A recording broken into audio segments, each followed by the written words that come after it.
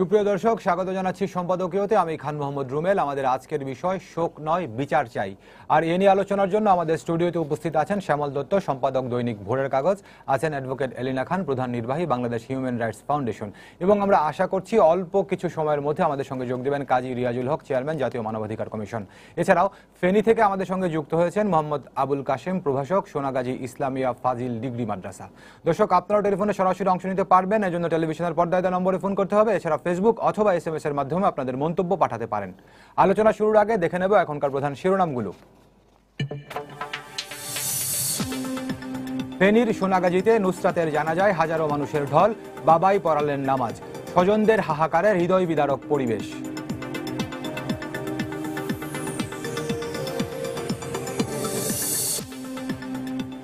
নুসরাতের মৃত্যুতে দেশজুড়ে শোক দীপ্ত প্রতিবাদ, প্রয়োজনে দ্রুত বিচার আইনে ব্যবস্থা, দ্রুততম সময়ে অভিযোগপত্র দাখিল, আশ্বাস দুই মন্ত্রীর।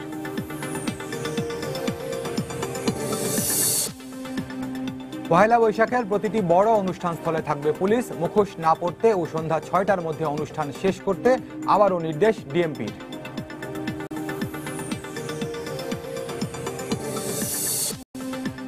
ভারতের সঙ্গে দ্বিপক্ষীয় আলোচনার মাধ্যমে পানির ন্যায্য হিস্সা আদায়ের চেষ্টা চলছে, বিশ্ব পানি দিবসে প্রধানমন্ত্রী।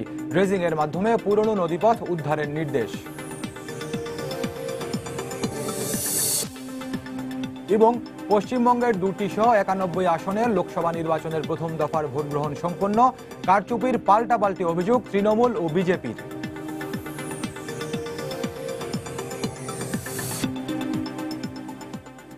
দর্শক, শিরোনাম দেখছিলেন, মূল আলোচনায় যেতে চাই। আমাদের আলোচনা শিরোনাম শুনে বুঝতে পারছেন যে আজকে আমরা কি নিয়ে আলোচনা করবো। আমরা বলছি যে শোক নয়, বিচার চাই। আপনারা জানেন যে নুসরাত জাহান রাফি গত কয়েকদিন হাসপাতালে চিকিৎসাধীন থাকা অবস্থায় গতকাল রাত 9:30টার সময় তিনি মৃত্যুবরণ করেছেন। তো এরপরেই হচ্ছে সারা দেশ জুড়েই শোক হচ্ছে, প্রতিবাদ হচ্ছে, বিচার দাবি করা হচ্ছে। এসব বিষয় নিয়ে আমরা আলোচনা করব। অ্যাডভোকেট এলিনা খান, আপনাকে দিয়ে আলোচনা শুরু করি। সেটি হচ্ছে, এই যে ঘটনাটির কথা আমরা বলছি, এটিই তো বাংলাদেশে নতুন নয়, এরকম ঘটনা আরও ঘটেছে।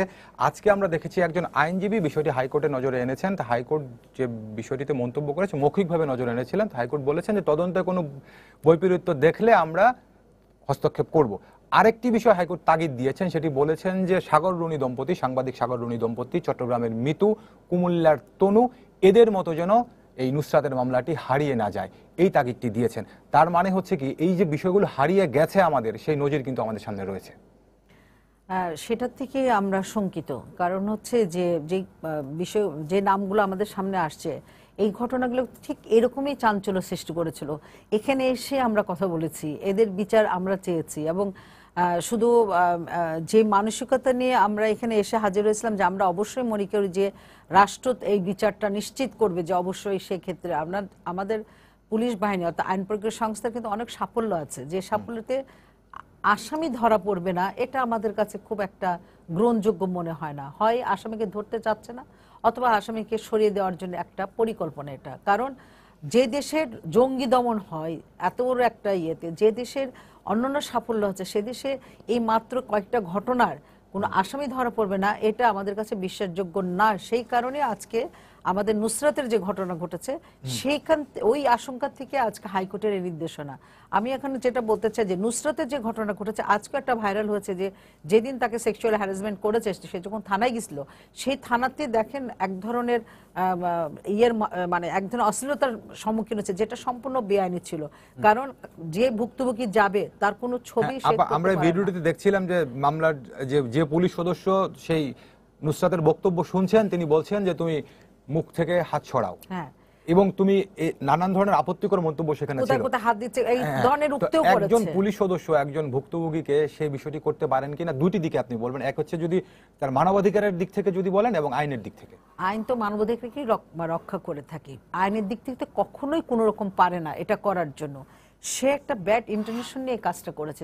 অর্থাৎ এই মেয়েটার মুখ থেকে তার যে সমস্ত লোকটি যে কাজগুলো করেছে, সেটা তার মুখ থেকে শুনে এক ধরনের, এটা আমি বলবো, পর্নোগ্রাফি তৈরি করার ব্যবস্থা করেছে। সেটা ওদেরকে এই আইনেও, মানে পর্নোগ্রাফি আইনেও নিয়ে আসা উচিত, যে এই মেয়েটি গেছিল সেখানে তার কথা বলতে, সেখানে তাকে ভিডিও করার অর্থটা কি? অর্থ হচ্ছে ইন্টেনশনটা খারাপ। তো এখানে আমরা বলতে চাচ্ছি যে মেয়েটা কিন্তু প্রথম থেকেই কিন্তু একবার হচ্ছে ওই অধ্যক্ষর দ্বারা সেক্সুয়াল হ্যারাসমেন্ট, একবার হচ্ছে পুলিশ দ্বারা, এবং পরবর্তীতে যখন সে বিচার পায়নি পরবর্তীতে সে আগুনই পড়ে গেল। এই যে মানসিকতা, এই যে দৃষ্টিভঙ্গি, এই চিন্তা, এগুলো থেকে বের আসা যাচ্ছে না। বিশেষ করে আইন প্রক্রিয়া সংস্থা যেখানে বান্ধব হবে, মানে মানবাধিকার বান্ধব একটা জায়গা হবে, সেখানে কিন্তু তার উল্টো। আজকে আমার কাছে একজন আসে গুলশান থেকে, যার বয়স 62 বা 3 হবে, মহিলা। সে তার স্বামীর দ্বারা নির্যাতনের শিকার হওয়ার জন্য সেটা জিডি করতে গেছে। সেখানে তাকে বলা হয়েছে যে, ও বুড়িকালে আপনি এখন কোথায় যাবেন। এই যে ওয়ার্ডগুলো, আপনি কি এখানে এসেছেন স্বামীর বিরুদ্ধে করতে, আপনি কিছু করতে পারবেন, মানে খুব স্ল্যাং লিঙ্গুইজ তাকে বলা হয়েছে। সে খুব মর্মাহত যে আমি একজন মানে সম্মানিত একটা মানুষ, একটা মেয়ে, একটা নারী, আমি যে এখন গেছে বিচার চাইতে, আমি বলেছি আমি জিডি করব, তখন আমাকে এই ধরনের উক্তিগুলা করেছে। এই কথার থেকে বোঝা যাচ্ছে যে নারীদের সম্মান কিন্তু আইন প্রক্রিয়া সংস্থার থেকে বড় বড় মহলের কিছু জায়গা থাকে, কিন্তু এখন পর্যন্ত নিচ পর্যন্ত আমরা সেটা পৌঁছাতে পারি না। সেটার দৃষ্টিভঙ্গি কেমন করে আইন প্রক্রিয়া সংস্থা এটা করবে, সেই বিষয়টা একটা ভাববার বিষয় হচ্ছে। আর মেয়েটাকে যে মানবাধিকার লঙ্ঘন করলে, যে পর্নোগ্রাফি টাইপের একটা ছবি, উক্তি, এই ধরনের মানে ওই টাইপের করেছে, সেটার জন্য যারা করেছে তাদেরকে অবশ্যই আইনের আওতায় নিয়ে আসতে। যে ভবিষ্যতে আমরা মনে করি আইজি বা পুলিশের কোন থেকে ডিপার্টমেন্টে যাবে যে কোনো নারীর সাথে যদি এমন কোনো অশ্লীল আচরণ করা হয়, সিসি ক্যামেরা যেখানে থাকে সেই জায়গাগুলো কিন্তু সিসি ক্যামেরা থাকে না বলে অনেকের অভিযোগ আছে। তো অনেকে বলে যে সিসি ক্যামেরা, কিন্তু সিসি ক্যামেরা এক জায়গা থাকে, তাদেরকে ইন্টারভিউ বা অন্য জায়গায় করা হয় যাতে ওখানে দেখা না যায়। সুতরাং সেই ক্ষেত্রগুলোকে যাচাই বাছাই করে ইনভেস্টিগেশন করে দেখা উচিত। ধন্যবাদ। শ্যামল দত্ত, আপনার কাছে আসতে চাই। দাদা, এর আগে এই ঘটনাটা আমরা যখন প্রকাশ হয় তখন গণমাধ্যমে বিভিন্ন ধরনের রিপোর্ট প্রকাশ হচ্ছে। আমরা এরকম দেখেছি, এই যে অধ্যক্ষ যার বিরুদ্ধে অভিযোগ সিরাজউদ্দৌলা, তিনি শুধু একটি ঘটনা নয়, এরকম বহু ঘটনা তার বিরুদ্ধে আরো আছে। 3 দফায় তিনি জেল খেটেছেন, সেখানে নারীদের হয়রানি, যারা ছাত্রী, তাছাড়া অর্থ আত্মসাতের মতো ইত্যাদি নানা অভিযোগ। তো এই লোকটা যার বিরুদ্ধে এত অভিযোগ, তিনি দীর্ঘদিন ধরে একটি প্রতিষ্ঠানের প্রধান হিসাবে থাকেন কি করে? এই প্রতিষ্ঠানের যিনি সভাপতি, তিনি ফেনীর অতিরিক্ত জেলা প্রশাসক। সেটা তো বটেই। প্রথমে বলি যে এখানে যে ঘটনাটি ঘটেছে, সিরাজউদ্দৌলা একজন অধ্যক্ষ এবং তিনি একসময় জামাতের নেতা ছিলেন, পরবর্তী সময়ে তিনি আওয়ামী লীগের সাথে যুক্ত হয়েছেন। কথাটা হচ্ছে যে দিস ইজ এ মানে আগলি এক্সাম্পল অফ পলিটিসাইজিং। আমাদের রাজনীতির যে একটা দুষ্ট রাজনীতির দুষ্ট ক্ষত বলতে হবে। এই পুরো জিনিসটার মধ্যে কিন্তু আপনি খেয়াল করবেন, এই যে মেয়েটা যে ভিকটিম হলো, এই যে তার উপর যে নির্যাতনটি হলো, যৌন নির্যাতনটা, এই পুরো জিনিসটার মধ্যে কিন্তু একটা রাজনীতি আছে। সেই রাজনীতিটা কত কদর্য, এটি কিন্তু তার একটা এক্সাম্পল। আমি এই কারণেই বলছি, দেখেন এই যে মানুষটি যার কথা আপনি বললেন, সিরাজউদ্দৌলার, তার কিন্তু ক্ষমতার উৎসটাও কিন্তু রাজনীতি, এবং সেই এইটি করেই সে এই যে একটা ফাজিল মাদ্রাসা, যেটা সরকারি এমপিওভুক্ত, আমি খুব দুঃখের সঙ্গে খেয়াল করছি, দেখেন এই এলাকায় প্রশাসনের কোনো রোল নেই। এই স্কুলের একটা ম্যানেজমেন্ট কমিটি আছে, তার সভাপতির একটা বক্তব্য আমরা শুনে নেই পর্যন্ত। এই এলাকায় একজন জনপ্রতিনিধি আছেন, তিনি এমপি, তার নাম জেনারেল মাসুদ উদ্দিন চৌধুরী। আমরা একদিনও গত 7 দিনে তার একটা বক্তব্য শুনে নেই। এই এলাকায় একজন ডিসি আছেন, প্রশাসনের কোনো বক্তব্য না। আমরা খালি গুরুপাক খাচ্ছি এক সিরাজউদ্দৌলা এবং একজন ওসি এবং এই মেয়েটার মধ্যে। কিন্তু where is the role of the স্থানীয় প্রশাসনের রোলটা কোথায়? স্থানীয় জনপ্রতিনিধির ভূমিকা, স্থানীয় রাজনীতিদের ভূমিকা কোথায়? তার মানে কোথাও একটা বড় ঘাপলা আছে। কারণ সেই ঘাপলাটা হচ্ছে কি, এখানে সে যেটা করেছে, সে রাজনীতির আশ্রয় নিয়ে প্রশ্রয় দিয়েছে একটা গ্রুপকে, এবং সে প্রশ্রয়ের কারণে সে কিন্তু সুবিধাভোগী, এবং যার কারণে তার পক্ষে দাঁড়ানোর লোকও আছে। আমরা দেখেছি তার পক্ষে মিছিল হয়েছে, তার পক্ষে মানববন্ধন হয়েছে। এটি যে আমাদের রাজনীতির এত নোংরা একটা দিক, সেই দিকটি কিন্তু ফুটিয়ে তোলে। এবং আমি আজকে সারাদিন আমার মনটা খুব খারাপ যে এই মেয়েটা কালকে রাত থেকে যখন এই মেয়েটার মৃত্যু সংবাদ পায়, পুরো জাতির মতো, আমার ধারণা দেশের সকল মানুষ, আমি বিভিন্ন সোশ্যাল মিডিয়াতে কমেন্টগুলো দেখছিলাম, বিশেষ করে অনলাইন নিউজগুলোর পরে যে কমেন্টগুলো আছে, মানুষ এত স্তম্ভিত, বিমোহিত এবং হতাশা, সবচেয়ে বড় কথা হতাশা, এবং মানুষের মধ্যে এক ধরনের একটা বিশ্বাস জন্মে গেছে রাজনীতির প্রশ্রয়ে যে সমস্ত অপরাধ হয় সেগুলোর কোনো বিচার হয় না, ফলে এটিরও হবে কিনা সন্দেহ আছে। এবং এই জায়গাতে যেভাবে, এবং সর্বশেষ যেটি আপনি একটু উল্লেখ করলেন, একটা ভাইরাল হলো যে ভিডিওটি, এটি কোনো আইনে একজন পুলিশ কর্মকর্তা এটা করতে পারে? এবং তার যে মন্তব্যগুলো, ও শুধু এইটুকুই, এই মুখের থেকে হাত সরাও, এই যে কাণ্ডটা, আমার ধারণা যে পুলিশের দিক থেকে একটা ইনভেস্টিগেশন হওয়া উচিত এবং একটা কঠোর শাস্তির, মানুষের মধ্যে প্রত্যাশাটা এটা যে এটার, এই অপরাধের যাতে একটা কঠোর শাস্তি হয়। এবং এই মেয়েটা কিন্তু সেটাই চেয়েছে। আমি একটু আগে যখন তার তাকে মানে আগুনে পোড়ানোর পরে অ্যাম্বুলেন্সিং করে আনা হচ্ছিল, তখন তার কনভারসেশনটা যদি শুনেন, এত কিছুর পরও সে জানে যে সে মানে প্রায় মৃত্যুর মুখোমুখি, কিন্তু সে বারবার বলছে আমি বিচার চাই। এবং তার যদি আপনি পুরো এই ভিডিওটা দেখেন ওসির রুমে, যে পুরোটাতে সে কান্না জড়িত ঘন্টা, সে একটা খালি আমি খালি বিচার চাই। এটা হচ্ছে একটা প্রতিবাদের কে পুড়িয়ে মারার একটা, প্রতিবাদকে পুড়িয়ে মারার একটা অনন্য উদাহরণ হয়ে থাকবে বাংলাদেশের জন্য।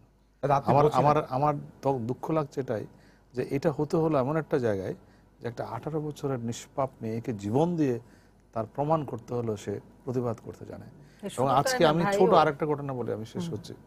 আপনি যদি সুরতহাল রিপোর্ট দেন, এটা আপনারা একটু দেখেন, সুরতহাল রিপোর্টের যে বর্ণনা, বিশ্বাস করেন এটি একটা নোংরা এবং একটা জঘন্য একটি বর্ণনা। আপনি যদি রিপোর্টটি পড়ার জন্য যে ভাষাগুলো ইউজ করে ওখানে দেখেন, তার শরীরের বিভিন্ন জায়গার বর্ণনা, একটা এসআই মাহবুব না কে যেন সে যে রিপোর্টটি লিখেছে, এটি কি একটি নারীর প্রতি সামান্য শ্রদ্ধাবোধ আমাদের থাকবে না? সামান্য সম্ভ্রমবোধ?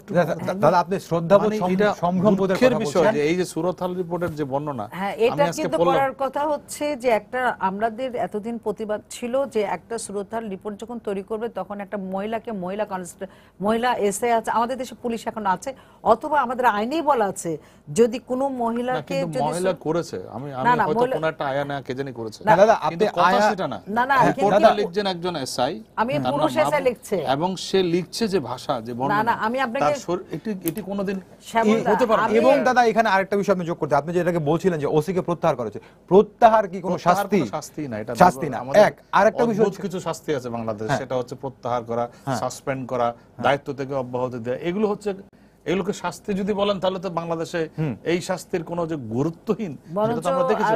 আরো সে যখন ব্যাক করবে তখন সে আরো ক্ষমতা নিয়ে ব্যাক করবে এবং সে ক্ষমতাশালী হয়ে আরো অত্যাচার করবে। শাস্তি না, তার প্রমাণ হচ্ছে এই সিরাজদৌল্লা এর আগে যৌন হয়রানি করেছে, তার পানিশমেন্ট হয়েছে। এই সিরাজদৌল্লা আগে অর্থ আত্মসাৎ করেছে, তার পানিশমেন্ট হয়েছে। কিছুই হয়নি তাতে। সে আরেকটা সরকারি মাদ্রাসার প্রিন্সিপাল হিসেবে চাকরি পেয়েছে। তার মানে তার ক্ষমতার খুঁটি কত শক্ত, ক্ষমতার জোর কত শক্ত, এবং এই ক্ষমতার উৎসের পেছনে অর্থ, এই ক্ষমতার উৎসের পেছনে রাজনীতি। সে সেখানে সেই মাদ্রাসায় ছাত্রলীগের কমিটি করেছে, সেখানে সেই মাদ্রাসার মার্কেট আছে, সেই মাদ্রাসার পুকুর আছে, সেই মাদ্রাসার ভর্তি বাণিজ্য আছে, এই সব কিছু নিয়ে সে একটা অশুভ চক্র করে তুলেছে, বেনিফিশিয়ারি গ্রুপ, এবং যারা তার পক্ষে মানববন্ধন করছে, এই যে রাজনীতির গ্রুপ, এইটার ভিকটিম কিন্তু আজকে এই ঘটনা। দাদা ওই সিরাজউদ্দৌলার অপকর্মের বিষয়ে আরো আমরা একটু শুনবো।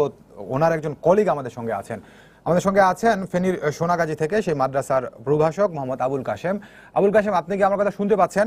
আমরা জেনেছিলাম যে এই ঘটনাটি যখন ঘটে নুসরাতের সঙ্গে, তখন আপনারা কয়েকজন শিক্ষক এই ঘটনার প্রতিবাদ করেছিলেন, সেই কারণে আপনাদের 3 জনকে কারণ দর্শানো নোটিশ দেওয়া হয়েছিল সেই স্কুলে, সেই মাদ্রাসার পক্ষ থেকে। পুরো ঘটনাটি কি আপনি আমাদেরকে একটু বলবেন?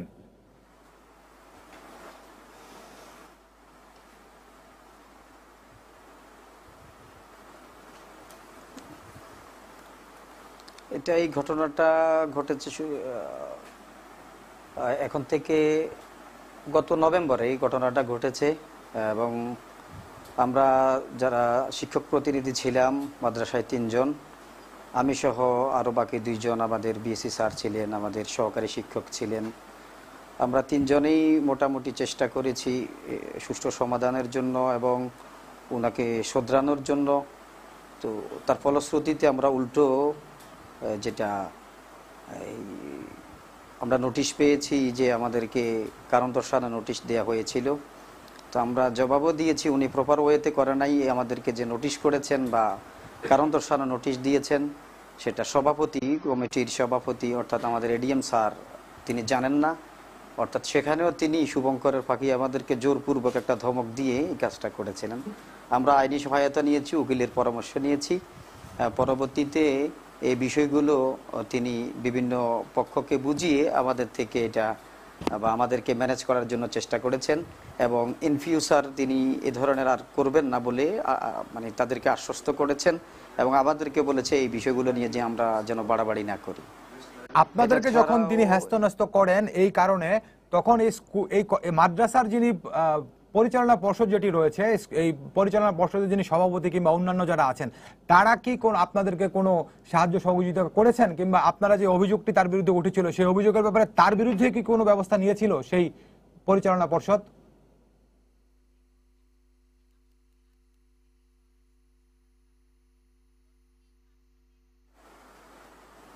ব্যাপারটা হচ্ছে, যে দিন আমাদের ওই দিন নতুন সভাপতি যোগদান করেছেন, প্রথম মিটিং ছিল উনার, ওই মিটিংয়েই এজেন্ডাটা এসেছিল।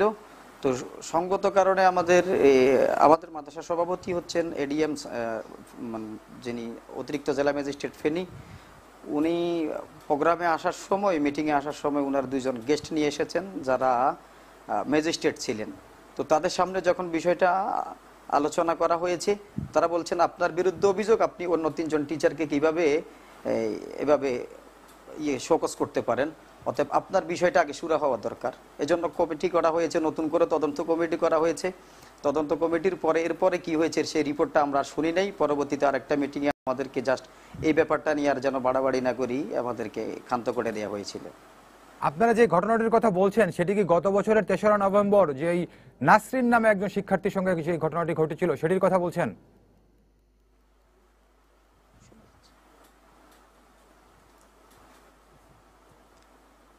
নাসরিন সুলতানা, জি হ্যাঁ। জি জি, ধন্যবাদ আপনাকে। আপনার কাছে আমরা আবার চেষ্টা করব। আমাদের সঙ্গে যোগ দিয়েছেন কাজী রিয়াজুল হক, জাতীয়। আমি একটু ওনার কাছে একটু জানতে চাই কয়েকটা জিনিস। একটা হচ্ছে কারণ দর্শাও নোটিশে আপনাদেরকে কি উল্লেখ করা হয়েছে, যে শোকজটাতে কি ছিল, এক। দ্বিতীয়ত আপনারা যখন বিষয়টা এডিএম এর নলেজে নিলেন, যিনি স্কুল কমিটির সভাপতি, তিনি কোনো পদক্ষেপ নিয়েছেন কিনা, বা এই ধরনের একটি লোক যে সিরাজদৌল্লার মতো একজন মানুষ, যার বিরুদ্ধে এর আগেও যৌন হয়রানির অভিযোগ আছে, জেল খাটার অভিযোগ আছে, তার বিরুদ্ধে আত্মসাতের অভিযোগ আছে, এরকম একটি লোক আপনাদের এখানে যে প্রিন্সিপাল হলো, তার ক্ষমতার উৎসটি কোথায়? মোহাম্মদ আবুল কাশেম, আপনি যদি আমাদেরকে শুনে না থাকেন তাহলে আমরা পরে আপনার কাছ থেকে প্রশ্নগুলোর উত্তর নেওয়ার চেষ্টা করব। আমরা একটু কাজী রিয়াজুল হক আপনার কাছে আসতে চাই। আজকে আমরা দেখেছিলাম আপনি সেই মর্গে গিয়েছিলেন নুসরাতের পরিবারকে সান্ত্বনা দিতে, সেখানে আপনি কিছু কথা বলেছেন, আপনি আশা প্রকাশ করেছেন যে এই ঘটনাটির যেন দ্রুত বিচার হয়, সেই আশাবাদ আপনি জানিয়েছেন। কিন্তু আমরা দেখেছি আজকে হাইকোর্ট একটি মন্তব্য করেছেন যে এই নুসরাতের ঘটনা যেন সাংবাদিক দম্পতি সাগর রুনি, কুমিল্লার তনু, চট্টগ্রামের মিতু, এদের মতো হারিয়ে না যায়। তো এই যে মামলাগুলো আমাদের হারিয়ে যায় বলেই তো হাইকোর্টে মন্তব্যটি করেছেন। তো এই যে হারিয়ে যায় বা হারিয়ে যায় কেন, আর জাতীয় মানবাধিকার কমিশন এই মামলাগুলো যে হারিয়ে যায়, আমরা বলি যে ধামাচাপা পড়ে যায়, সেক্ষেত্রে মানবাধিকার কমিশন কি ভূমিকা রাখতে পারছে? ধন্যবাদ আপনাকে। না, হারিয়ে যায় কেন সেটা তো আমি সরাসরি বলতে পারবো না। কারণটা হচ্ছে যে একটা মামলা যখন হয়, তারপর যখন মামলাটা যখন তদন্ত পর্যায়ে থাকে এবং তখনই বিষয়টা সাবজুডিস হয়ে যায়, তারপর আর কারো ওখানে ইন্টারভেন করার তেমন কোনো সুযোগ থাকে না। আমরা জাতীয় মানবাধিকার কমিশনের পক্ষ থেকে যেটা করি, দুটো কাজ আমরা করি। একটা আমরা করি সেটি হচ্ছে যে কোনো অপরাধ সংগঠিত হলে আমরা সঙ্গে সঙ্গে সেই বিষয়টাকে একটা তদন্ত করি। কারণ অনেক সময় আপনারা জানেন যে মামলাও নেওয়া হয় না। আমরা একটা তদন্ত করে, একটা জাতীয় প্রতিষ্ঠানে আমরা একটা তদন্ত করে আমরা তখন সরকারকে বলি, স্বরাষ্ট্র বলি যে এই জাতীয় একটি ঘটনা ঘটেছে, আপনারা বিষয়টি আমলে নেন। তখন তারা হয়তো সেই মামলাটা নেয়। আমরা সেই প্রাথমিক অবস্থাতে কাজ করতে পারি। মামলাটা হয়ে গেলে তখন আমরা আর কিছু করতে পারি না। আর দ্বিতীয় যে কাজটি আমরা করতে পারি, মামলা চলাকালীন সময়ে যদি কোনো সহযোগিতা আমাদের কাছে, আইনি সহযোগিতা আমাদের কাছে চায়, এবং সেটা মূলত সিভিল কেসে হয়ে থাকে, ক্রিমিনাল কেসে সেগুলো হয় না, সেখানে আমরা আইনজীবী নিয়োগ করতে পারি। সেটা আমরা করতে, এবং সেই কাজটা আমরা করি।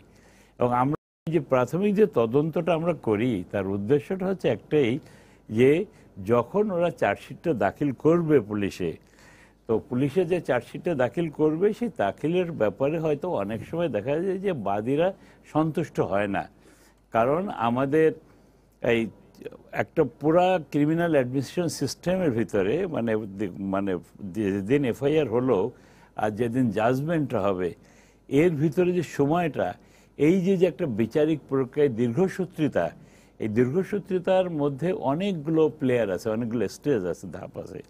তো প্রত্যেকটা স্টেজে একটা স্টেজ যদি তার কাজটা খারাপ করে ফেলে, যেমন যেখানে মেডিকেল একটা রিপোর্ট আসবে, এই যেখানে পোস্টমর্টম রিপোর্ট আসবে, তো এরপরে যারা সাক্ষী, মানে যারা ওইখানে কনফেশনাল স্টেটমেন্ট যে ম্যাজিস্ট্রেট নিয়েছে, তার পরবর্তীকালে হয়তো একটা চার্জশিট ওরা দিল, চার্জশিটের ভিতরেও কীভাবে চার্জশিটটা দিয়েছে, এজাহারটা কীভাবে সাবমিট করেছিল বা এফআইআরটা কীভাবে হয়েছিল, এ প্রত্যেকটা জিনিসই বিচারকের কাছে খুব ইম্পর্টেন্ট জিনিস।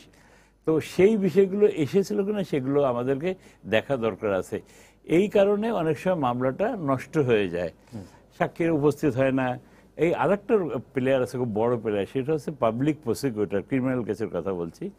এই বিজ্ঞ পাবলিক প্রসিকিউটরদের পক্ষ থেকে যে তৎপরতা নেওয়া হয়েছিল, আপনি জানেন যে এই মামলাটি এই একটা রাষ্ট্রবাদী মামলা, রাষ্ট্র কিন্তু এখানে বাদী, তাই না? তো সেখানে তার পক্ষের যে উকিল, সেই উকিলের যতটা তৎপর, স্যার আমরা বুঝলাম যে এটা নানা কারণেই হয়তো দীর্ঘসূত্রিতা হয়, কিন্তু জাতীয় মানবাধিকার কমিশন এই ক্ষেত্রে জনমতের চাপ বলেন বা জন আকাঙ্ক্ষা বলেন, সেই জায়গাগুলোর প্রতিফলন ঘটানোর জন্য মানবাধিকার কমিশন কি কোনো উদ্যোগ নিতে পারে? হ্যাঁ, না, ডেফিনেটলি পারে, নিশ্চয়ই পারে। তার যে লিগাল ম্যান্ডেট আছে সেইটুকুর মধ্যে পায়, লিগাল ম্যান্ডেটের বাইরে যে পায় না, বা আমাদের যে বিচারিক সিস্টেম আছে সেই সিস্টেমের বাইরে যে কিছু করতে পারে না। আমরা যেটা করতে পারি, যেমন আজকের ঘটনাটাতে আমরা যে বলেছি নুসরাতের এই মর্মান্তিক মৃত্যু ঘটনা, এটা মৃত্যু তো বলবো না, এটা একটা হত্যাকাণ্ড এবং পরিকল্পিত হত্যাকাণ্ড। যে এই হত্যাকাণ্ডের ব্যাপারে আমরা বলেছি যে আমরা একটা ফ্যাক্ট ফাইন্ডিং মিশন করেছি, তারা ওখানে যে তথ্য সংগ্রহ করবে, করার পরে আমরা এটি স্বরাষ্ট্র মন্ত্রণালয়কে বলবো। এটা হচ্ছে যে যখন চার্জশিটটা দেওয়া হবে, তখন চার্জশিটটা দেওয়ার আগে আমরা যদি এটা বলি, তাহলে চার্জশিটটা দেওয়ার সময় আমরা দেখবো যে ওখানে একটা জিনিস আছে, আমরা একটা মেমোরান্ডাম অফ এভিডেন্স বলি আর কি, যেটা চার্জশিটের সাথে সংযুক্ত থাকে, জানেন আপনারা। তো সেইটার ভিতরে ওখানে যে বিষয়গুলো আসছে, আমাদের বিষয়গুলো সেখানে আসছিল কেন তদন্ত প্রতিবেদনের ভিতরে, যদি আমাদের বিষয়গুলো তদন্ত প্রতিবেদন এসে থাকে এবং তারা যদি কোর্টকে যদি সন্তুষ্ট করতে পারে যে পুলিশের রিপোর্টে কোর্ট সন্তুষ্ট, তাহলে হবে। নাহলে বাদীর একটা আমরা সুযোগ সৃষ্টি করে দেই, সে একটা নারাজি পিটিশন দিতে পারে, এই চার্জশিটটা আমি গ্রহণ করতে চাই না। মানে চেয়ারম্যানকে একটা বিষয় বলি, আজকে একটা ভিডিও দেখছি আমরা, যে তার একটা ভিডিও ওসির রুমে।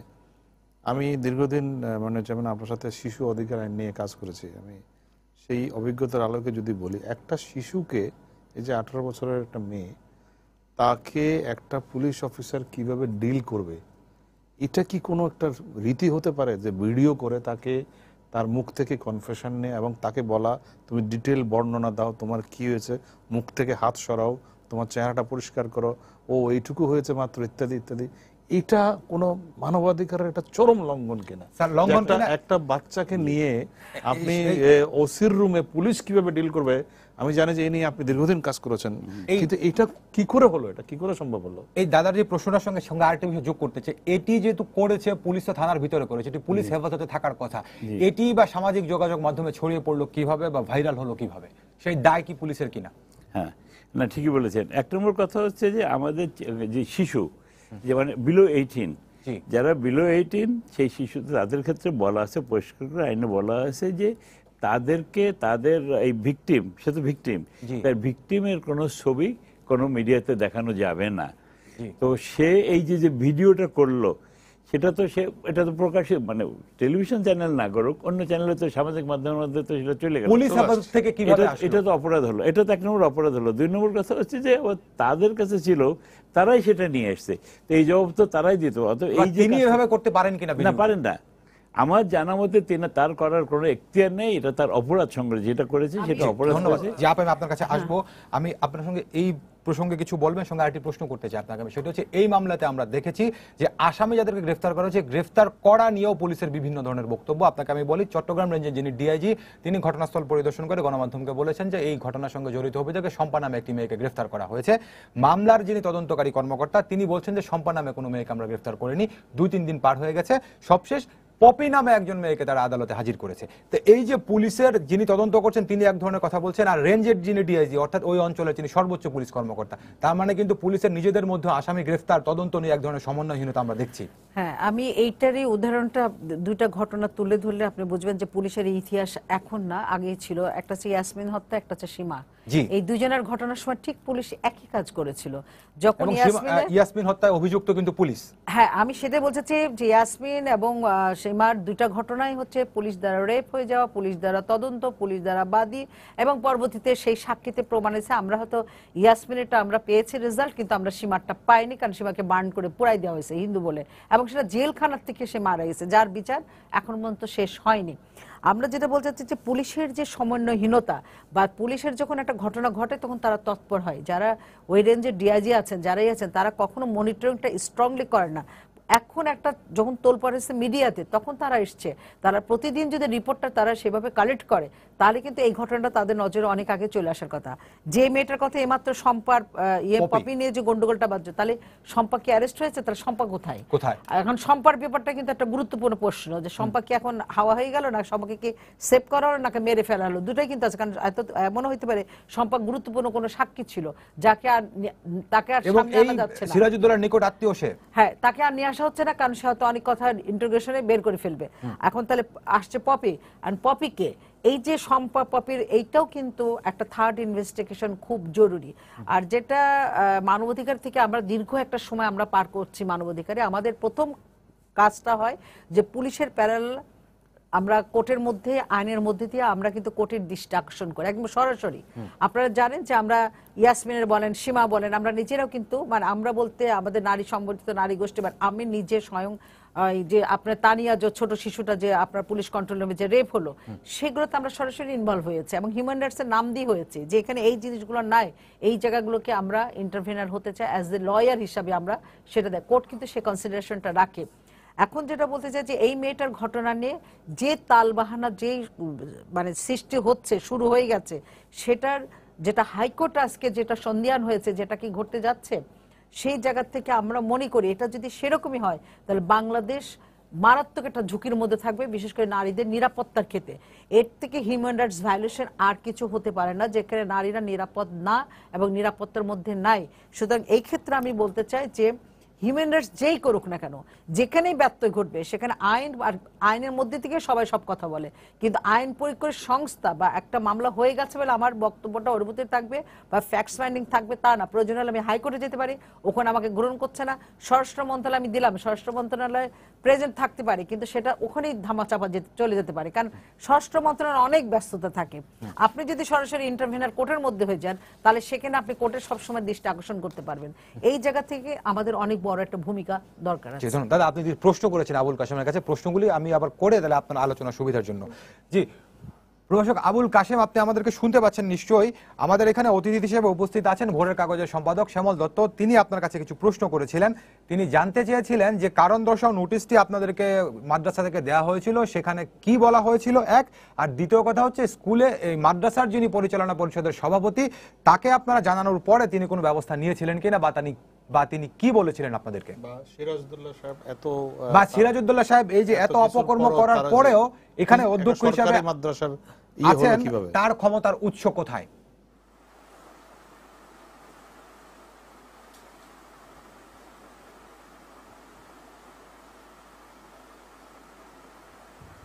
জি, প্রথমত আমাকে প্রশ্ন করা হয়েছিল কারণ দর্শানোর নোটিশে কি লেখা ছিল। কারণ দর্শানোর নোটিশে আমাদের তিনজনকে, যে মেয়ের বা ভিকটিমের বাবা নাসরিন সুলতানের আব্বা, উনি একটা মাদ্রাসার প্রধান, উনি এসে আমাদেরকে বিষয়টা ইনফর্ম করেছেন।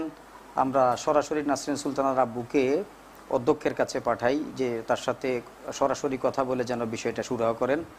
তো তিনি সুরাহা করতে পারেন নাই। অধ্যক্ষ মহোদয় নাসরিন সুলতানার আব্বুর উপর অনেক চড়াও হয়েছেন বলে আমরা পরবর্তীতে শুনেছি, এবং এই ক্ষেত্রে আমরা নাসরিন সুলতানার আব্বুকে প্ররোচনা দিয়েছি বলে আমাদেরকে তিনি মেন্টালি টর্চারের উদ্দেশ্যেই মূলত এই শোকজ নোটিশটা করেছেন। তো আমরা এটার জবাব দিয়েছি, এবং এটা আমাদের এডিএম মহোদয় যিনি আক্তারুন্নেসা শিউলি, অতিরিক্ত জেলা ম্যাজিস্ট্রেট ফেনী, উনার কাছে এটা পৌঁছেছে। উনি দেখেছেন, পরবর্তীতে আরেকটা তিনি কমিটি করেছেন, তদন্ত কমিটি, যিনি মাধ্যমিক শিক্ষা অফিসার সোনাগাজী উপজেলা। এরপরে তিনি সেই তদন্ত রিপোর্টে কি লিখেছেন আমাদেরকে সেটা শোনানো হয় নাই, বা তদন্তের জন্য আমাদের থেকে যে সাক্ষাৎ নেওয়ার কথা সেই আমাদের সাথে আর যোগাযোগ করেন নাই। এটা একটা বিষয়। এটা 2017 সালে আমরা এই বিষয়গুলো আমরা এই যে ঘটনাটি কর্তৃপক্ষকে বারবার চেষ্টা করেছি। ইতিপূর্বে স্বাগতিক ওয়ার্ডের যিনি কাউন্সিলর, যিনি জি বলুন আপনি। কাউন্সিলর মামুন শেখ আব্দুল হালিম মামুন, জি, তিনি অনেকগুলো বিষয় এরকম অভিযোগ আকারে ঊর্ধ্বতন কর্মকর্তার কাছে তিনি দিয়েছেন। একটা অডিট হয়েছিল, সেই অডিটের সাথে তিনি এই বিষয়গুলো তিনি প্রশাসনের দৃষ্টিতে আনার চেষ্টা করেছেন। পরবর্তীতে এই রিপোর্টটা সম্পর্কে আমরা পরবর্তীতে আর তেমন কিছু জানতে পারিনি। এরপর যেটা আপনি জানতে পেরেছেন সিরাজউদ্দৌলা সাহেবের এই ক্ষমতার উৎসটা কোথায়, আমরা ইতিপূর্বে দেখেছি তিনি এই প্রতিষ্ঠানে ইতিপূর্বে যিনি ছিলেন অধ্যক্ষ হিসেবে, এটা 1917 সালে প্রতিষ্ঠিত এই মাদ্রাসা, প্রায় 100 বছরের উপরে এই মাদ্রাসার বয়স হয়েছে। এখানে যিনি প্রথম অধ্যক্ষ হিসেবে দায়িত্ব পালন করেছেন মরহুম মাওলানা মুজিবুর রহমান, তিনি একজন জবরদস্ত আল্লাহর ওলি ছিলেন। 52টি বছর তিনি এই প্রতিষ্ঠানে ছিলেন এবং এখানকার মানুষ তাকে শ্রদ্ধা সম্মান ভক্তি একটা অন্যতম একটা সোপানে বসিয়েছেন এবং সেই সম্মান নিয়ে তিনি দুনিয়া থেকে বিদায় নিয়েছেন। এবং আমরা দেখেছি এই অধ্যক্ষ মহোদয় আসার পর থেকেই তিনি এই দল পরিবর্তন, দল ছুট, যখন যেদিকে হাওয়া সেদিকে ছাতা ধরার অবস্থা, তিনি এইগুলোকে কাজে লাগিয়েছেন এবং সেই অবস্থা এবং সাবেক কিছু ছাত্র, বর্তমান কিছু ছাত্র তার আশপাশে তিনি রেখেছেন। এবং ইতিপূর্বে তিনি যেই প্রতিষ্ঠান থেকে যেখান থেকে চাকরি করে এসেছেন সেই প্রতিষ্ঠানগুলোর রিপোর্ট নিলেও ঠিক একই কথাগুলো আসে, আমরা যতটুকু শুনেছি। ধন্যবাদ আপনাকে। আপনার কাছে আবারও আমরা আসবো। শ্যামলদা, নিশ্চয়ই আপনি প্রশ্নগুলোর উত্তর পেয়েছেন।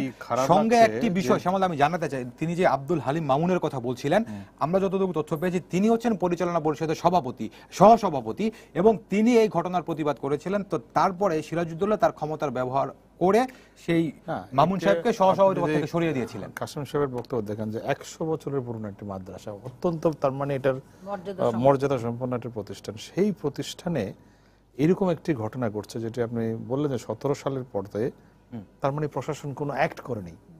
আজকের এই মৃত্যুর যদি মৃত্যু হতোই না যদি প্রশাসন যথাসময়ে অ্যাক্ট করতো, ফলে এই মৃত্যুর জন্য আমি মনে করি প্রশাসন দায়ী। এক, দ্বিতীয়ত এই যে মেয়েটি পুলিশে গিয়ে কমপ্লেন করলো, পুলিশ কিন্তু নির্বিকার থাকলো এবং পুলিশ কোনো ব্যবস্থা নিল না। এবং পুলিশ ব্যবস্থা নিলে একটা পরীক্ষা কেন্দ্র, একটা নিরাপদ এলাকা, সেই পরীক্ষা কেন্দ্রের ভিতরে আপনার কেরোসিন নিয়ে একটা মেয়েকে আগুনে পুড়িয়ে ফেললো। যদি পুলিশ যথাযথ ব্যবস্থা নেয় তাহলে এই ঘটনা ঘটতো। ফলে আমি মনে করি এই হত্যাকাণ্ডের জন্য পুলিশও দায়ী। এই যে স্থানীয় যারা রাজনৈতিক ব্যক্তিত্ব এবং যাদের প্রভাবে সিরাজউদ্দৌলা সাহেব এই অপকর্মগুলো চালিয়েছেন, যেটি বলে যখন যেদিকে দল সেদিকে ছাতা ধরেন তিনি, এই ঘটনার জন্য এই রাজনীতির নষ্ট চেহারাও কিন্তু দায়ী। ফলে আমি মনে করি এটার আসলে আমি ধন্যবাদ দিচ্ছি মাননীয় প্রধানমন্ত্রী পর্যন্ত বিষয়টা পৌঁছেছেন। যদিও একটা ফেনীর সোনাগাজীর একটা মাদ্রাসার ঘটনা, কিন্তু পুরো বাংলাদেশকে কিন্তু কাঁপিয়ে দিয়েছে। আমি আশা করবো যে বিষয়টা এই অ্যাঙ্গেলে পুরো বিষয়টাকে দেখার জন্য যে প্রশাসনের রোল কি ছিল, পুলিশের রোল কি ছিল, স্থানীয় রাজনীতিকদের কি রোল ছিল। আমি বলছি যে স্থানীয় এমপিকে আমরা কোনোভাবে দেখছি না, স্থানীয় জেলা প্রশাসককে চিনি না, আমরা খালি এই দুই একজনের মধ্যে বিষয়টাকে খেয়াল করেছেন যে ওই যে যিনি মহিলা, মানে আমাদের একজন মহিলাও ছিলেন যিনি একটা সেক্সুয়াল হ্যারাসমেন্টের একটা কমপ্লেইন পেয়েছিলেন, সেটা কি হলো? তিনি কিন্তু একটা মহিলা ছিলেন এবং তিনি যেটি বলছেন যে তাদের বক্তব্য পরবর্তীতে শুনেন, তার মানে ওনাকেও নিয়ে আসতে হবে এখানকার জবাবদিহিতা। যদি ওই মেয়েটার বিচার হতো তাহলে আজকে এটার এই ঘটনা ঘটতো না। আমি মনে করি প্রত্যেকে কেউ দায় এড়াতে পারবে না।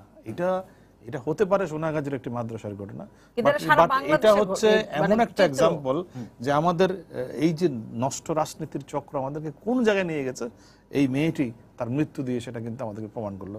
এখন আমি জানি না আলটিমেটলি কি হবে। আপনি বলছেন পুলিশের ডিআইজির বক্তব্য, পুলিশের আচরণের ধরন যদি দেখেন, যেভাবে একটি মেয়েকে ডিল করলো একটা থানায়, একটা ভিডিও করে তার বক্তব্য নিয়ে, এটি আমি মনে করি কোনো শিষ্টাচারের মধ্যে পড়ে না। এবং সব মিলেই আলটিমেটলি আমি জানি না হাইকোর্ট কতখানি নজরদারি করবে, যদিও বলছে তারা দেখবে বিষয়টি, কিন্তু আলটিমেটলি কি মানুষের মধ্যে একটা বড় সন্দেহ আছে, সেটি হচ্ছে আদৌ বিচার হবে কিনা এটা নিয়ে। ধন্যবাদ আপনাকে। কাজী রিয়াজুল, আপনার কাছে আসতে আপনি পুরো ঘটনাটা শুনছিলেন, তো এই জায়গাটাতে আমরা যদি বলি যে শুধুমাত্র স্কুল পরিচালনা কমিটি নয়, শুধুমাত্র থানা নয়, পুরো স্থানীয় প্রশাসন পুরোটাই এখানে ব্যর্থ হয়েছে। না, আমি তো ডেফিনেটলি এখানে যে তাদের একটা ইনঅ্যাক্টিভনেস আছে, নিষ্ক্রিয়তা আছে, সেটা তো ডেফিনেটলি অ্যাপারেন্টলি আমাদেরকে সেটা মনে হচ্ছে। তো বিষয়টাকে খতিয়ে দেখা দরকার। কারণটা হচ্ছে যে এই জাতীয় অসৎ লোকেরা দীর্ঘদিন টিকে থাকলে তারা বিভিন্ন ধরনের অপকর্ম করবে। তার একটি হচ্ছে তার ছাত্রীদের সাথে শ্লীলতাহীনতার একটা অপচেষ্টা।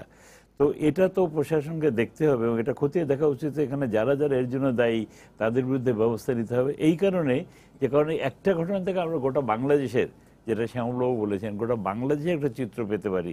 এবং এই জাতীয় ঘটনা যে শুধুমাত্র এই একটা মাদ্রাসাতেই ঘটেছে তা না, বহু মাদ্রাসায়, বহু শিক্ষা প্রতিষ্ঠানে ঘটছে, বহু কর্মস্থলে ঘটছে। যদিও এই ব্যাপারে একটা সুনির্দিষ্ট ডাইরেক্টিভ এবং একটা ডাইরেক্টিভ রয়েছে। আমাদের বর্তমান প্রধান বিচারপতি উনি যখন হাইকোর্টের বিচারপতি ছিলেন তখন উনি একটা সুস্পষ্ট নির্দেশনা দিয়েছিলেন এবং সেখানে একটা কথা উনি বলেছিলেন যে একটা আইন করা দরকার সেক্সুয়াল হ্যারাসমেন্টের ব্যাপারে। অ্যাপার্ট ফ্রম দ্যাট, যতদিন পর্যন্ত আইন করতে না পারছে রাষ্ট্র, ততদিন পর্যন্ত এই নির্দেশনা পালন করতে হবে, উনি পালন করে অর্ডার দিয়েছেন। That is also as good as law. তো সেটা প্রত্যেকটা শিক্ষা প্রতিষ্ঠানে একটা কমিটি থাকবে, সেক্সুয়াল হ্যারাসমেন্ট কমিটি, এবং এখানে যে ম্যানেজিং কমিটি আছে তারা তো আছেই, যারা অভিভাবক। তো সেই কার্যটা এরা সব কোনো জায়গায় করতে পারলে এই জাতীয় ঘটনাগুলো ঘটতো না, যেটা আজকে বলা হয়েছে 2017 সালের ঘটনা। এরকম বহু সিরাজদৌল্লা আছে, বহু কমিটি আছে। এই নিষ্ক্রিয়তার বিষয়টি পুলিশের কাছে যখন গেল, শ্যামলবাবু একটা কথা বলেছেন যে এটা একটা শিষ্টাচার বহির্ভূত। আমি তো শিষ্টাচার বহির্ভূত শুধু বলবো না, এটা তো আইনের খেলাপ করেছে তারা। একটা মেয়েকে এইভাবে ভিডিও করতে পারে না, একটা শিশুকে। মেয়ে মানে she was below 18, তো সে শিশু, তার মানে সে শিশু। একটা শিশুর ছবি এইভাবে দিতে যায়, এটা হচ্ছে অপরাধ। বাট রেকর্ড করাটা তো অন্যায়। আচ্ছা, এবং রেকর্ড করছে এটা যে কোনো ভিকটিমের বলা আছে, এটা ছবি তুলে দুটি অপরাধ স্যার এখানে আমি যদি বলি। একটি হচ্ছে এরকম আপত্তিকর মন্তব্য করে ভিডিওটি করা, এবং পুলিশ হেফাজত থেকে সেই ভিডিওটি সামাজিক যোগাযোগে ছড়িয়ে পড়া। দুটি অপরাধ, দুটি অপরাধ, এবং দুটি অপরাধ মানে আইনের বরখেলাপ। অতএব এই বিষয়গুলো খতিয়ে দেখে তাদের বিরুদ্ধে ব্যবস্থা নিতে হবে। যেতে আরেকটি কথা বলা হয়েছে যে মেয়েটি যখন প্রথমে গিয়েছিল, তো ভিডিও তো করা হয়েছে পরের কথা, ভিডিও করার জন্য তাকে যে প্রশ্নগুলো করা হয়েছে সেই প্রশ্নগুলো কিন্তু আমরা বলবো যে মানবাধিকারের একটা চরম অমর্যাদা। প্রতিটি মানুষেরই মর্যাদা আছে। আর একটা ছাত্রী মানে সে মানে কি বলে কলেজ লেভেলে পড়াশোনা করে, এই জাতীয় একটি কিশোরীর সাথে এই জাতীয় আচরণ করা, এটা তো নিঃসন্দেহে তার মানবাধিকারের চরম লঙ্ঘন করেছে মেয়েটির। তো সে সবকিছু মিলিয়ে বলা যায় যেটা, যে এইখানে যে সমস্ত অ্যাক্টরগুলো আছে প্রত্যেকের কাজগুলোকে আমাদের খতিয়ে দেখা উচিত এবং এখান থেকে আমাদের শিক্ষা নেওয়া উচিত যে নুসরাতের মতো আর কাউকে যেন এইভাবে অপমানিত হয়ে তাকে মৃত্যুবরণ করতে হয়, ওই নির্যাতন সহ্য করে মৃত্যুবরণ করতে হয়। অনেকে শুধু সে তো সেইটাই করেছে, সাহসী মেয়ে বলে, অনেকে তো আত্মহত্যা করেছে, ঘটনা তো আমাদের কাছে রয়েছে। তার ভিতরে তার চিঠিতেও দেখেছেন আপনি যে সে বলছে আমি আত্মহত্যা করতে সে চেয়েছিলাম সাহসী মেয়ে, কিন্তু আমি আত্মহত্যা এখন করতে চাই না, আমি প্রতিবাদ করব। এই যে তার স্পিরিটটা, এটা এই যে তার স্পিরিট, সে প্রতিবাদী। কিন্তু অনেকেই কিন্তু নীরবে আত্মহত্যা করতে বাধ্য হয়েছে এই শিক্ষা প্রতিষ্ঠানের কারণে। অতএব এগুলোকে সরকারের অনেক গুরুত্বের সাথে দেখা উচিত এবং সমস্ত রাজনীতির ঊর্ধ্বে যে সে যেই হোক না কেন তাদেরকে আইনের আয়ত্তে আনতে হবে। এবং এই প্রতিষ্ঠানগুলোর যারা ম্যানেজিং কমিটিতে আসবে তাদের ব্যাপারেও সরকারকে অনেক সতর্কতা অবলম্বন করতে হবে, যে কারা আসছে, যারা মেয়েদের নিয়ে হ্যান্ডেল করবে, ছেলেদের নিয়ে হ্যান্ডেল করবে, যারা আমাদের এখানে তো সরকারি লোকই ছিল ম্যানেজিং কমিটির সভাপতি তো আছেই। অ্যাপার্ট ফ্রম সভাপতি দেয়ার আদার মেম্বার্স, ওই বিদ্যুৎ শাহী গ্রুপ আছে, দাতা গ্রুপ আছে, এই যে তারপর ইলেকশন করে যারা কিছু আসে, তো এই যে মানে অভিভাবক হিসেবে যারা আসে, এই যে বিভিন্ন ক্যাটাগরিকে নিয়েই তো একটা ম্যানেজিং কমিটি হয়। তো সেই ম্যানেজিং কমিটিতে কারা আসছে সেটা তো দেখতে হবে। আর ম্যানেজিং কমিটির চেয়ার যে এখন তো জেলা প্রশাসনের পক্ষ থেকে একজন থাকে, তো যে চেয়ার যে আছে সে সহ আর কি সবাইয়ের ব্যাপারে আমাদের দেখা উচিত। এবং দুঃখজনক যেটা উনি বললেন যে একটা নারী সে হচ্ছে এই ম্যানেজিং কমিটির চেয়ার, তাকে তো আরো অনেক বেশি আন্তরিকতার সবারই নেওয়া উচিত, তার কাছে আমাদের প্রত্যাশাটা বেশি থাকে। জি, ধন্যবাদ স্যার আপনাকে। আপনি শুনছিলেন শ্যামলদা বলছিলেন একটি কথা, যে হাইকোর্ট তো মন্তব্য করেছেন যে যদি কোনো তদন্তে কোনো গাফিলতি বা বৈপরীত্য দেখা যায় তার হস্তক্ষেপ করবেন। দাদা বলছেন বিচার হবে কিনা, তো এটি আসলে মানুষের আশঙ্কা বলেন, জনগণের মতামত বলেন, এরকমই যে আসলে বিচার আমরা পাবো কিনা একটি বিষয়। আরেকটি বিষয় একটু যোগ করতে চাই পুলিশের ব্যাপারে। এই মামলাতে সোনাগাজী যে ওসি প্রত্যাহার হয়েছেন তিনি কিন্তু গণমাধ্যমে মন্তব্য করেছিলেন যে মেয়েটি আসলে আগুন দেওয়া হয়নি, সে আত্মহত্যার চেষ্টা করেছিল কিনা সেটি খতিয়ে দেখতে হবে। তাহলে তদন্ত শেষ করার আগে গণমাধ্যমে পুলিশ এই ধরনের মন্তব্য করছে।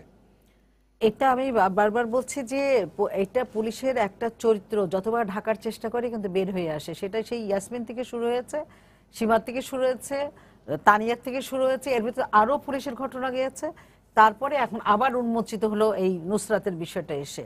আমার কথা হলো যে একে প্রথমে ওসিকে ইন্টারোগেশন করা উচিত। ইন্টারোগেশন মানে তাকে বদলি করা না। আমাদের দেশে কি প্রশাসনিক একটা ক্লোজ, তারপর সাসপেন্ড করা, এই যে পদ্ধতি, কিন্তু তারা যে ক্রিমিনাল অফিস করলো, এই ক্রিমিনাল অফিসের জন্য কিন্তু ফৌজদারিতে তাদেরকে নিয়ে আসা হয় না। এটা যদি গভর্নমেন্ট একবার শুরু করে, যদিও আমরা জানি যে করতে পারবে কি পারবে না সেটা যায় না, কিন্তু সীমা চৌধুরীর মামলায় যেটা 3 জন পুলিশের বিরুদ্ধে আমি সরাসরি মামলা করেছি 1997-এ, যার মানে অলরেডি হাইকোর্ট পর্যন্ত তারা গিয়েছিল, হাইকোর্ট বলছিল না এটা চলবে, এবং এখন পর্যন্ত আমি সেই মামলাটা শেষ করতে পারছি না, কারণ তারা বারবার হাইকোর্টে যাচ্ছে আসতেছে, আমি দিনকে দিন পিছাই পড়ে আছি। কিন্তু ফাইট করা যায়, এবং এদেরকে আমরা মনে করি যে বিচার যদি রাষ্ট্র করতে ব্যর্থ হয় নুসরাতের মামলায়, তাহলে আমি বলছি বড় বিপর্যয় আসবে মানে রাষ্ট্রের জন্য। কারণ নারী নিরাপত্তার বিষয়টা আমি বারবার বলছি যে খুব জরুরি।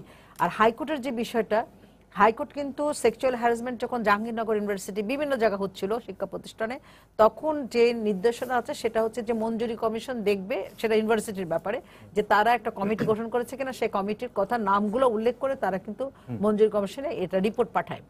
আমি জানি না কতটুকুন, কারো কাছে আমি শুনলাম যে অনেক সময় সেটা নাইও, আপনি এমনকি ঢাকা ইউনিভার্সিটিতে কমপ্লেন না হয় কিন্তু বক্স নেই, মানে সেরকম কমিটি হলে বক্স নেই। তো এটা যদি হয়ে থাকে তাহলে আমাদের দেশের অবস্থানটা কি? হাইকোর্টের এই নির্দেশনটা আজকে শিক্ষা মন্ত্রণালয় থেকে যদি সারা বাংলাদেশে একটা সার্কুলেশন দেন, যে কোনো মাদ্রাসা হোক, জেনারেল যেটা স্কুল আছে সমস্ত, ইংলিশ মিডিয়াম, বাংলা মিডিয়াম, সব জায়গায় যে একটা প্রতিষ্ঠান থাকবে, একটা বক্স থাকবে, 3টা কমিটি থাকবে, যেখানে বলাই আছে নারী হবে তার প্রধান। সেই যে কমিটিটা যদি গঠন করা হয় তাহলে আমার মনে একটা দিক আমরা বের হয়ে আসবে। কিন্তু কমিটি গঠন করলে কি পাবো? তাহলে ওই যে নাসরিন নামে যে মেয়েটি যে কমপ্লেন করেছিল, সে না বুঝে কিন্তু কমপ্লেন করেছিল, তার বক্স লাগে নাই, সে কিন্তু প্রতিবাদ করার জন্য গিয়েছিল, তো সেই জায়গাটা কিন্তু তার বিচারটা হয়নি। আর একটা কথা বলতে চাচ্ছি যে যেখানে নারী মনে করে আমরা যে সংবেদনশীল হবে, না, আসলে আমরা অনেক জায়গায় দেখছি, পুলিশের ক্ষেত্রে দেখছি বা প্রশাসনের ক্ষেত্রে দেখছি, তারা কিন্তু সংবেদনশীল হয় না। তারা অনেক সময় অনেক কথা বলে যে মেয়েটা, আমার জানার কথা যে তারা বলে যে না মেয়েটা ক্যারেক্টার খারাপ, মেয়েটা এইগুলো করে বেড়ায়। এই জায়গা থেকে তাদের দৃষ্টিভঙ্গি চেঞ্জ করার কি মোটিভেশন করার দরকার গভর্নমেন্ট থেকে, সেটারও কিন্তু একটা ব্যবস্থা নেওয়ার দরকার, যে অ্যাকচুয়ালি কি নারী হলেই সংবেদনশীল হবে না পুরুষ হলেই সংবেদনশীল হবে। পুরুষ হলে আমাদের ভয় থাকে যে আমরা কোন একটা বিপদে পড়তে যাব, কিন্তু নারীর দিকে যখন বিপদ আসে তখন সেটা আরো ভয়াবহ। সেটার প্রমাণ হচ্ছে যে নাসরিন সুলতানের মাধ্যমে নুসরাত আজকে এই ঘটনার শিকার হলো। সুতরাং উনি যিনি ছিলেন তারও একটা তদন্ত করে, যেটা শ্যামলদা বললেন যে সবার সেক্টরে যে গাফিলতি আছে তাদেরকে আইডেন্টিফাই করে তাদেরকে, আমি বলবো এখন ক্রিমিনাল অফেন্সে তাদেরকে নিয়ে আসা। নুসরাতের ঘটনা, তার মার্ডারটা আলাদা একটা যাচ্ছে, সেটা অন্য জিনিস। এখানে কার কার গাফিলতি ছিল, এটা কিন্তু এক ধরনের আলামত নষ্ট করার প্রবণতা, আলামত নষ্ট করার জন্য ফৌজদারি কার্যবিধি এবং পিনাল কোর্টে অনেক শাস্তি আছে, সেই জায়গাগুলোতে এদেরকে নিয়ে আসা উচিত, যে এদেরকে এইভাবে নিয়ে গেছে। আর যে ওসি এটা বলেছে যে সে আগুন দিল গায়ে, এই কথাটা বলার ধৃষ্টতা যখন সে পেয়ে গেছে, তাহলে সে আরো অকারেন্স ঘটিয়েছে এর আগে, তারও তদন্ত করে, শুধু প্রশাসনিক না, আমি বলি যে ক্রিমিনাল অফেন্সে তাকে যদি নিয়ে আসতে পারে, এই দেশে দেখবেন যে অনেক রিডিউস হয়ে গেছে এই ধরনের ঘটনাটা। জি, ধন্যবাদ দাদা। এই 4 জন বোরকা পরা এই নুসরাতের গায়ে আগুন দিয়েছিল, সেটি তো আমাদের ভাষ্য। সেই 4 জন বোরকা পরা আসলে কারা, তারা নারী না পুরুষ, সেটি নিয়ে কিন্তু এখনো পর্যন্ত প্রশ্ন রয়ে গেছে, সেটির মীমাংসা এখনো পর্যন্ত হয়নি। সেটির মীমাংসা হয়নি, কারণ সেটির একমাত্র সাক্ষী ছিলেন যিনি, তিনি নুসরাত, তিনিই মারা গেছেন। এখন আর আমি জানি না কতখানি আর এটা সুষ্ঠু তদন্ত হবে। আসলে মানুষের হতাশাটি কেন, হতাশাটি হচ্ছে যে উনি একটু আগে বললেন যে সীমার মামলা করেছেন 97 সালে, এখন 2019 সাল, এখনো বিচার শেষ হয়নি। তার মানেটা কি? তার মানে কি আপনি কি আশাবাদী হবেন এটার ব্যাপারে? নুসরাতের ব্যাপারে আশাবাদী হবেন? সীমার ব্যাপারে যদি এই বাস্তবতা হয়, নুসরাতের ব্যাপারে অন্য কিছু হবে, এটা ভাবার কারণটা কি? আমি ওই জন্য বলছিলাম যে সত্যিকারের যদি আপনি আন্তরিক হন এবং এই ধরনের বিষয়গুলো থেকে, আমাদের পুরো দেশটা তো এখন অনেকখানি এগিয়ে যাচ্ছে, আমাদের দেশের অর্থনৈতিক উন্নয়ন হচ্ছে, সামাজিক অনেক ক্ষেত্রে আমাদের অগ্রগতি হচ্ছে, কিন্তু এই জিনিসগুলোকে যদি আপনি নিশ্চয়ই অ্যাড্রেস করতে চান, তাহলে কিন্তু এই যে একজন পুলিশ কর্মকর্তা কেন এরকম করলো, বা একজন প্রশাসনিক কর্মকর্তা কেন শুধুমাত্র একটা তদন্ত কমিটি করে দায় সারলো, এগুলোর একটা সুরাহা হওয়া দরকার। আর দ্বিতীয় বিষয়টা আমি সবচেয়ে বেশি জোর দেবো, দেখেন আমাদের গ্রামে গঞ্জে অনেক শিক্ষা প্রতিষ্ঠান আছে, কলেজ আছে, মাদ্রাসা আছে, স্কুল আছে। এমনকি গত সপ্তাহে দেখলাম আপনার গোপালগঞ্জে বঙ্গবন্ধু বিশ্ববিদ্যালয়ের একজন শিক্ষকের বিরুদ্ধে যৌন হয়রানির অভিযুক্ত তার 3 জন টিউটোরিয়ালের ছাত্রী। তো this is a bigger perspective আপনার দেখতে হবে। একটা অন্তত সিস্টেম ডেভেলপ করা হচ্ছে, যেটা একটি হাইকোর্টের নির্দেশনার কথা বলছেন যে বিশ্ববিদ্যালয়গুলোতে মঞ্জুরি কমিশন এরকম করবে, কিন্তু শিক্ষা প্রতিষ্ঠানে কে করবে? There should be some sort of system যেখানে একটা মেয়ে যদি এরকম একটা সেক্সুয়াল হ্যারাসমেন্টের ভিকটিম হয়, তার একটা প্রতিবাদ জানানোর ভাষা থাকবে। দাদা আপনি বিষয়টা খেয়াল করেন, একটা সিস্টেমে এটা করতে পারে। বিশ্ববিদ্যালয় থেকে শুরু করে কলেজ, স্কুল পেরিয়ে একেবারে প্রাথমিক বিদ্যালয় পর্যন্ত এই ধরনের বিষয়। শুনেন, আমাদের একটা রোমেল, আমি আপনাকে জিনিস বলি বাচ্চা থেকে একদম পুরা। যে আমাদের মাদ্রাসার ব্যাপারটা নিয়ে আমার একটু ব্যাপার বলি যে আমাদের কিছু জিনিস আছে, কিছু মাইন্ডসেট আছে, ধরে নেওয়া হয় যে এখানে এই জিনিসগুলো ঘটবে, আমরা ওই জন্য ওগুলোর নজর দিই না। আমি ওই জন্যই বলছি যে এই যে স্কুল বা মাদ্রাসা বা একটা কলেজ বা একটা জায়গায় একটা, যেমন ধরুন এই যে সিরাজউদ্দৌলা যদি বক্তব্য শুনেন যে হাসান সাহেব বললেন যে সেখানে নির্বিকার এগুলোতে, সে তাই মনে করছে যে মিটিয়ে ফেলেন এগুলো, মিটিয়ে ফেলে। ব্যাপারটা কি এরকমই যে ব্যাপারটা মিটিয়ে ফেলবেন? তাকে কোর্টে হাজির করেছে, আপনি ছবি দেখেছেন নিশ্চয়ই। হ্যাঁ, দেখেছেন, নির্বিকার, তার চেহারার মধ্যে কোনো রকম ইয়ে নেই। ফলে এর একটা ব্যবস্থা আমাদের করতে হবে। আমরা যদি জাতি হিসেবে আসলে উন্নত জাতি হতে চাই, আমাদের দেশের সামগ্রিক উন্নতির সঙ্গে যদি এই ব্যবস্থাগুলোর উন্নতিও যদি আমরা চাই, তাহলে মানুষের এই যে ছোট ছোট ঘটনাগুলোর ভিকটিমরা যাতে তার এটা জানাতে পারে, তার যে কমপ্লেনটা জানাতে পারে, তার একটা সিস্টেম ডেভেলপ করতে। স্কুলে একটা কমিটি থাকতে পারে যেটা যার কাছে এটি যাবে, এই যে থানার কাছে যেতে হবে না, এই যে পুলিশের কাছে এরকম হেনস্থার হতে হবে না, পুলিশ এই ধরনের মন্তব্য করবে না, পুলিশদেরও ট্রেনিং দরকার কিভাবে এরকম জিনিসগুলোকে হ্যান্ডেল করবে, সেক্সুয়াল হ্যারাসমেন্ট ব্যাপারটাকে কিভাবে হ্যান্ডেল করবে। এই সিস্টেমটা যদি ডেভেলপ না করি, বাংলাদেশের মতো দেশে আমরা মনে করি না, হয়তো একজন নুসরাত মারা যাবে, আমরা কাল এখন আলোচনা করছি, আগামী সপ্তাহে আরেকজন মারা যাবে, তখন নুসরাতকে বলে গিয়ে আমরা ওটা নিয়ে থাকবো, তখন আর নুসরাত আমাদের কাছে প্রায়োরিটি থাকবে না। আজকে আমার খুব দেখছি, আমার লাইভ দেখছিলাম, যে আপনাদের টেলিভিশনে দেখছিলাম যে নুসরাতের জানাজায় মানুষের ঢল, তার মানে ওখানে নুসরাতের প্রতি সহানুভূতিশীল মানুষ আছে সোনাগাজীতে, নুসরাতের প্রতি মানুষের সহমর্মিতা আছে, কিন্তু আবার এটাও তো বাস্তবতা, এই সিরাজউদ্দৌলার পক্ষে ওখানে মিছিল হয়েছে, জি, এই সিরাজউদ্দৌলার পক্ষে মানববন্ধন, কারা তারা এটা তো খুঁজে বের করা উচিত। সেই মিছিলের ছবি থেকে বের করা উচিত এই লোকগুলো কে, যারা সিরাজউদ্দৌলার মতো একটা লোক যার বিরুদ্ধে অপকর্মের একটা লম্বা ইতিহাস আছে, মামলা আছে, তারপর যে বললেন যে কিছু প্রাক্তন ছাত্র, কিছু বর্তমান 10-12 জনের চক্র আছে, একটা চক্র, কারণ এর পেছনে অর্থ আছে, এর পেছনে রাজনীতি আছে। সে ওই মাদ্রাসায় এনে একটা ছাত্রলীগের কমিটি করিয়েছে, সে ওই মাদ্রাসার মধ্যে পুকুর আছে, মাদ্রাসার মধ্যে মার্কেট আছে, মাদ্রাসায় অবৈধ ভর্তি বাণিজ্য আছে, ক্যান্টিনে ফাও খাওয়ায় এদেরকে, এই টাকার লেনদেন আছে, 43টি দোকান। হ্যাঁ, এই সব মিলিয়েই এগুলোর আমার ধারণা যদি সুষ্ঠু যদি একটা ব্যবস্থাপনা করতে না পারি, হয়তো আজকে একজন নুসরাত মারা যাবে, আমরা হইচই করছি, তারপরে দেখবেন যে আরেকটা কাণ্ড হবে, আলটিমেটলি কত জায়গায় যে কতজন ভিকটিম হয়ে কেউ মারা যাচ্ছে, কেউ আত্মহত্যা করছে। কালকেও দেখলাম আমি একটা মসজিদের ভিতরে আপনার একটা বাচ্চার লাশ ঝুলিয়ে আছে। তো এগুলোকে আপনি তো রাতারাতি বন্ধ করতে পারবেন না, কিন্তু আপনাকে তো একটা প্রক্রিয়ার মধ্যে যেতে হবে, একটা ব্যবস্থাপনার মধ্যে যেতে হবে। সেটা যদি না হয়, আমরা কিন্তু সেই অর্জনটা পাবো না কখনোই। ধন্যবাদ কাজী রিয়াজুল হক। একেবারে সংক্ষেপে বলে, মানবাধিকার লঙ্ঘনের ঘটনা তো বাংলাদেশে আছেই, কিন্তু আমরা যদি বলি যে এই বাংলাদেশে সম্প্রতি শিশু, কিশোর বা নারী, তাদের প্রতি কি মানবাধিকার লঙ্ঘনের ঘটনাগুলো বেশি ঘটছে কিনা, এবং এই জায়গা থেকে আপনাদের ভূমিকাটাকে আরো কিভাবে জোরালো করা যায় জাতীয় মানবাধিকার কমিশনের? না, সবসময় আমাদের একটা জিনিস খেয়াল করতে হবে, যারা অপেক্ষাকৃত দুর্বল তাদের উপরে নির্যাতনটা বেশি হয়, এবং অবভিয়াসলি আমাদের দেশে তাই হচ্ছে তুলনামূলকভাবে, যে নির্যাতন তো সব অনেকের উপরেই হচ্ছে, তার ভিতরে নারী, শিশু এবং কন্যা, মেয়েরা, এদের প্রতি নির্যাতনটা তুলনামূলকভাবে অনেক বেশি হচ্ছে। কারণটা হচ্ছে যে এরা অনেক ক্ষেত্রে তাদের প্রতিবাদ করতে জানে না, যেটা নুসরত করতে পেরেছে, বাট অধিকাংশ ক্ষেত্রে তারা প্রতিবাদ করতে জানে না, তারা জানে না কোথায় যে অভিযোগটা কোথায় সেটা পর্যন্ত তারা জানে না।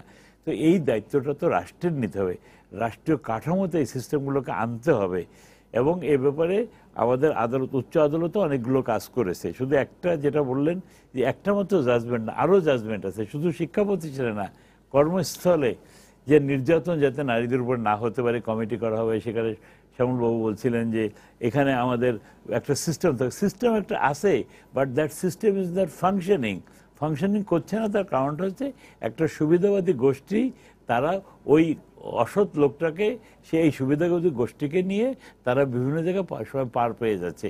অতএব এই পার পাওয়ার হাত থেকে আমাদেরকে বেরিয়ে আসার জন্য, বিচারহীনতা সংস্কৃতি থেকে এক্স্যাক্টলি আমাদেরকে এদের। ধন্যবাদ কাজী রিয়াজুল হক, অ্যাডভোকেট এলিনা খান, শ্যামল দত্ত, আমরা তিনজনকে অসংখ্য ধন্যবাদ। ফেনীর সোনাগাজী থেকে যুক্ত ছিলেন মোহাম্মদ আবুল কাশেম, ধন্যবাদ জানাচ্ছি আপনাকেও। সবাইকে ধন্যবাদ জানিয়ে শেষ করছি আজকের সম্পাদকীয়। আগামীকাল আবারও দেখা হবে রাত 10টায়, দেখার আমন্ত্রণ রইল। শুভরাত্রি।